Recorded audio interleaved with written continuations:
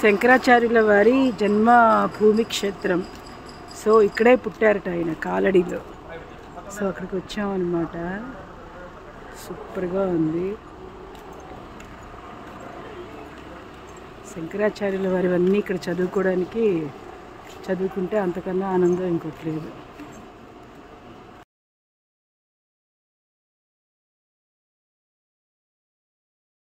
ఇదే కాలడిలో ఉన్న పూర్ణా నది. ఇక్కడే ఇది ఘాట్ అన్నమాట. ఇక్కడే శంకరాచార్యుల వారిని మొసలి పట్టుకుంటే ఆర్యాంబని, వాళ్ళ అమ్మ అయిన ఆర్యాంబని అడుగుతారనమాట. సన్యాసాశ్రమం తీసుకుంటే నేను బతుకుతాను అని. అప్పుడు ఆవిడ పర్మిషన్ ఇస్తుంది. ఇచ్చిన ప్లేస్ దానికి ఘాటుగా చేశారట ఇదే. సో ఇది శంకరాచార్యుల వారి యొక్క బర్త్ ప్లేస్. ఓకే, ఈ బర్త్ ప్లేస్ ఇక్కడే ఆర్యాంబ ఆవిడ యొక్క సమాధి కూడా ఉంది. ఇది శంకరాచార్యుల వారి బర్త్ ప్లేస్ అంటే ఇల్లు. సో పూర్ణా నదిని, ఎక్కడో ప్రవహించే పూర్ణా నదిని వాళ్ళ అమ్మగారు ఆర్యాంబ వెళ్ళలేకపోతుందని ఇంటి పక్కనే పారేటట్టుగా చేసిన ప్లేస్ అన్నమాట. వెరీ డివైన్గా బాగుందంటే ఇది లోపల మళ్ళీ ఎలా చేయరు. సో ఇక్కడే తీస్తున్న ప్రెమిసెస్ అంతా ఇది. It's very beautiful.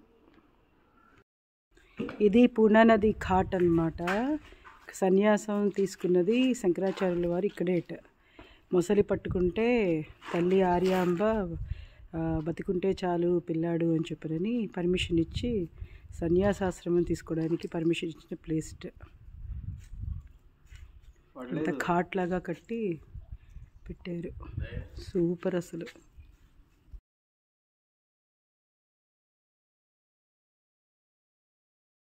కనకధారా స్తోత్రం చదివిన ప్లేస్ ఇట. ఇక్కడ శంకరాచార్యుల వారు ఆ పేదరాలింటికి వచ్చి భిక్షం అడిగితే ఆవిడ ఉసిరికాయలు ఇచ్చిన ప్లేస్ ఇట. ఆ లోపల ఉన్న ప్లేస్. సో ఇదన్నమాట. అసలు కాలడిలో ఆయన ఉన్న ప్లేస్ నుంచి ఇది 28 కిలోమీటర్ల దూరం.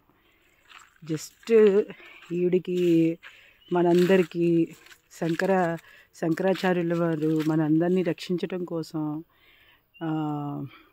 కనకధారా స్తోత్రం ఇవ్వడానికే ఇక్కడికి వచ్చారు అంతే. అదర్వైజ్ 28 కిలోమీటర్లు ఆ ఇంటి నుంచి ఇక్కడికి వచ్చి భిక్ష అడిగారంటే ఈవిని ఉద్ధరించడానికి, మనల్ని ఉద్ధరించడానికి తప్ప ఇంకో రీజన్లే కనిపించట్లే. ఎంత దూరం కారులోనే మాకు దగ్గర గంట పట్టింది.